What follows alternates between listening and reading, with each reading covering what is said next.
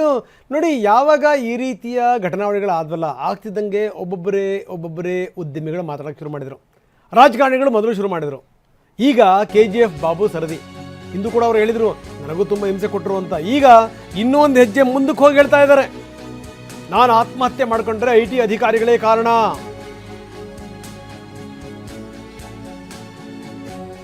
ಈ ರೀತಿ ಬೆದರಿಕೆಗಳು ಕೂಡ ಜಾಸ್ತಿ ಆಗ್ಬೋದು ಇನ್ಮೇಲಿಂದ.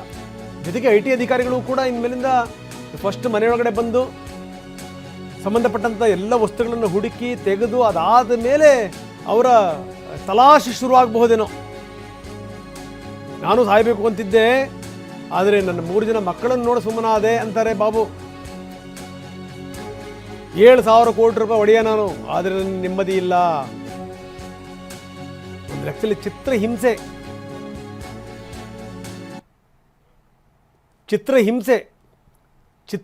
ಅನುಭವಿಸ್ತಾ ಇದ್ದೀನಿ. ಜೀವನವೇ ಸಾಕು ಅನಿಸಿದೆ. ಬನ್ನಿ, ನಮ್ಮ ಪ್ರತಿನಿಧಿ ಜೊತೆಗೆ KGF ಬಾಬು ಮಾತಾಡಿದ್ದಾರೆ, ಏನು ಹೇಳ್ತಾರೆ ನೋಡೋಣ. CJ ರಾಯ್ ಅವರ ಆತ್ಮಹತ್ಯೆ ಈಗಾಗಲೇ ಇಡೀ ದೇಶಾದ್ಯಂತ ಒಂದು ಸಂಚಲನವನ್ನು ಸೃಷ್ಟಿ ಮಾಡಿದೆ. ಒಬ್ಬ ಯಶಸ್ವಿ ಉದ್ಯಮಿ ಹೀಗೆ ಏಕಾಏಕಿ ಆತ್ಮಹತ್ಯೆ ಮಾಡಿಕೊಂಡದ್ದು ಯಾಕೆ ಅನ್ನೋ ದೊಡ್ಡ ಪ್ರಶ್ನೆ ಎಲ್ಲರಲ್ಲೂ ಕಾಡ್ತಾ ಇದೆ, ಉದ್ಯಮಿದಾರರಲ್ಲೂ ಕೂಡ ಕಾಡ್ತಾ ಇದೆ. ನಮ್ಮ ಜೊತೆಗೆ ಇದ್ರ ಬಗ್ಗೆ ಮಾತಾಡೋದಕ್ಕೆ KGF ಬಾಬು ಅವರಿದ್ದಾರೆ. ಅವರು ಕೂಡ ಯಶಸ್ವಿ ಉದ್ಯಮಿಯಾಗಿದ್ದಾರೆ. ಆದರೆ ಅವ್ರಿಗೂ ಒಂದಷ್ಟು ಆತಂಕ ಇದೆ ಈ ಒಂದು ಘಟನೆಯಿಂದಾಗಿ. ಅವ್ರ ಜೊತೆನೇ ಮಾತಾಡೋಣ. ನಮ್ಮ ಜೊತೆಗಿದ್ದಾರೆ KGF ಬಾಬು ಅವರೇ, ನಮಸ್ಕಾರ. ನಮಸ್ಕಾರ ಸರ್. ನಮಸ್ಕಾರ. ಈಗ CJ ರಾವ್ ಅವರ ಆತ್ಮಹತ್ಯೆ ಏನಿದೆ, ನಿಜಕ್ಕೂ ಇಡೀ ದೇಶದಲ್ಲಿ ಒಂದು ಸಂಚಲನ ಸೃಷ್ಟಿ ಮಾಡ್ತಾ ಇದೆ. ಒಬ್ಬ ಯಶಸ್ವಿ ಉದ್ಯಮಿ, 1,000 ಕೋಟಿ ಒಡೆಯ, ಯಾವುದೇ ಕಷ್ಟ ಇಲ್ಲ, ಇಂಥವ್ರು ಈ ರೀತಿಯಾಗಿ ಆತ್ಮಹತ್ಯೆ ಮಾಡ್ಕೊಂಡಾಗ ಸಮಾಜ ಎಲ್ಲೋ ಒಂದು ಕಡೆ ಒಂದು ರೀತಿ ಈಗ ಭಯ, ಈ ರೀತಿ ಉದ್ಯಮಿದಾರೆ ಆದರೆ ಏನಪ್ಪ, ದುಡ್ಡಿರೋರು ಯಾಕೆ ಈ ರೀತಿ ಅದರ ಒಂದು ಪ್ರಶ್ನೆ ಶುರುವಾಗಿದೆ. ನಿಮ್ಮ ಪ್ರಕಾರ CJ ರಾಯ್ ಅವ್ರಿಗೆ ಏನಾಗಿರ್ಬೋದು ಅಂತ, ಒಬ್ಬ ಯಶಸ್ವಿ ಉದ್ಯಮಿ ಆಗಿದ್ರು ಕೂಡ? ಸರ್, ನಾನು ಒಂದು ಎಕ್ಸಾಂಪಲ್ ಹೇಳ್ತೀನಿ. ಡಾಕ್ಟರ್ ಸಿದ್ಧಾರ್ಥ್ ಅವರು ನಮ್ಮ ಕರ್ನಾಟಕಕ್ಕೆ ಒಂದು ಶಕ್ತಿ. ಒಂದು ಕಾಫಿ ಡೇ ಅಂತ ಕಂಪ್ನಿ ತಂದು 10,000 ಎಕರೆ ಮೇಲೆ ಅವ್ರ ಹತ್ರ ಲ್ಯಾಂಡ್ ಇತ್ತು.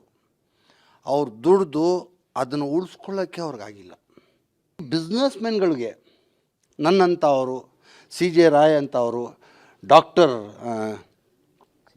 ಡಾಕ್ಟರ್ ಸಿದ್ಧಾರ್ಥ್ ಸಾಹೇಬ್ರವರು, ಇವರೆಲ್ಲ ಏನಂದರೆ ಕಷ್ಟಪಂತು ಇಲ್ಲಿ ಈ ತಲೆಯಿಂದ ಅವ್ರು ಯೂಸ್ ಮಾಡಿಕೊಂಡು ಇಲ್ಲಿವರೆಗೂ ಬಂದಿರೋದು.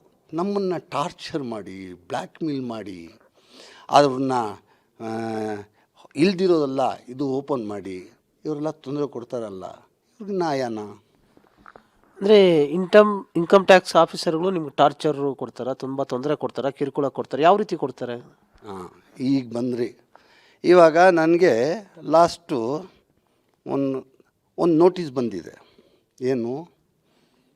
ಜೈನ್ ಡೆವಲಪ್ಮೆಂಟ್ಗೆ ಒಂದು ಲ್ಯಾಂಡ್ ಕೊಟ್ಟಿದ್ದೀವಿ. ಅದು ಬೆಲೆ 1,000 ಕೋಟಿ ಲ್ಯಾಂಡ್. ಇವಾಗ ಇವ್ರು ಏನು ಮಾಡ್ತಾರೆ, ಒಂದು ನೋಟಿಸ್ ಇಶ್ಯೂ ಮಾಡ್ತಾರೆ ನನಗೆ. ಏನಂತ? Transfer of rights. ನಾನು ಯಾವಾಗ ಜೈನ್ ಡೆವಲಪ್ಮೆಂಟ್ಗೆ ಎಂಟ್ರಿ ಆಗಿ ಅವನಿಗೆ ರಿಜಿಸ್ಟ್ರ್ ಕೊಡ್ತೀನಿ, ಆವತ್ತಿಂದ ನೀನು ಟ್ಯಾಕ್ಸ್ ಪೇ ಮಾಡಬೇಕು ಅಂತೇಳ್ಬಿಟ್ಟು ನನಗೊಂದು ನೋಟಿಸ್ ಕೊಡ್ತಾರೆ. ನಾನು ಹೋಗಿ ಅಲ್ಲಿ ಕೇಳ್ತೀನಿ, ಏನು ಸರ್ ಇದು ದಡ್ರನಾಗೆ ಹೇಳ್ತಾ ಇದ್ದೀರಾ? ಇದು ಪ್ರಾಪರ್ಟಿ ಬಂದರೆ, ದುಡ್ಡು ಬಂದರೆ ನಿಮಗೆ ಟ್ಯಾಕ್ಸ್ ಕಟ್ಟಬೇಕು, ದುಡ್ಡೇ ಬಂದಿಲ್ಲ ಅಂದರೆ ಟ್ಯಾಕ್ಸ್ ಎಲ್ಲಿಂದ ಬರುತ್ತೆ ಸರ್ ಅಂತ ಕೇಳ್ತೀನಿ ಅವ್ರಿಗೆ. ಕೇಳಿದ್ರೆ ಕಾನೂನು ಹಂಗೆ ಇದೆ, ನಾನು ಕೊಟ್ಟಿದ್ದೀನಿ, this is my order, you go to appeal. ಏನು ಹೇಳ್ತಾನೆ ಅವನು? This is my order, you go to appeal. ಇವಾಗ ಟ್ಯಾಕ್ಸ್ ಕಟ್ಟಿರೋ ದುಡ್ಡಕ್ಕೆ ಇನ್ನೂ ಒಂದು ಟೈಮ್ ಟ್ಯಾಕ್ಸ್ ಕಟ್ಟಿ ಅಂತಾರಲ್ಲ, ಎಂಥ ಬೇಕು ಫಿರ್ತಾನೆ ಅವನು. ನಿಮಗೂ ಅದೇ ರೀತಿಯಾಗಿ ಅಂದರೆ ಈಗ ರಾಯ್ ಅವರು ಸಾವಕ್ಕೆ ಕಾರಣ ಇನ್ಕಮ್ ಟ್ಯಾಕ್ಸ್ ಆಫೀಸರ್ಸ್ ಅಂತ ನೀವು ಹೇಳ್ತಿದ್ದೀರಾ? ಎಸ್ ಡಾಕ್ಟರ್ ಸಿದ್ಧಾರ್ಥ್ ಅವ್ರಿಗೆ ಸಾಯಕ್ಕೆ ಕಾರಣ ಇನ್ಕಮ್ ಟ್ಯಾಕ್ಸ್ ಆಫೀಸರ್ಗಳು. ಮತ್ತು ಡಾಕ್ಟರ್ ರಾಯ್ ಸತ್ತಿರೋ ಕಾರಣ ಇನ್ಕಮ್ ಟ್ಯಾಕ್ಸ್ನವರು. ನಾಳೆ ನಾನು ಸತ್ರೇನು ಅದಕ್ಕೆ ಕಾರಣ ಇನ್ಕಮ್ ಟ್ಯಾಕ್ಸ್ನವರೇ. ನನಗೂ ಇದು ಮೂರನೇ ಇದು. ನಾನು ಒಂದು ದಿವಸ ಸತ್ತರೆ ನನಗೆ ಯಾರಿಲ್ಲ, ನನಗೆ ಯಾರ್ಯಾರು ನೋಟಿಸ್ ಕೊಟ್ಟು ನನಗೆ ಹಿಂಸೆ ಕೊಟ್ಟಿದ್ದಾರೆ, ಯಾರ್ಯಾರು ನನಗೆ ಟಾರ್ಚರ್ ಮಾಡ್ತಾ ಇದ್ದಾರೆ, ಅವ್ರ ಬಗ್ಗೆ ನಾನು ಸೂಸೈಡ್ ನೋಟ್ ಬರದೆ ಸಾಯ್ತೀನಿ. ಇದು ಸತ್ಯ.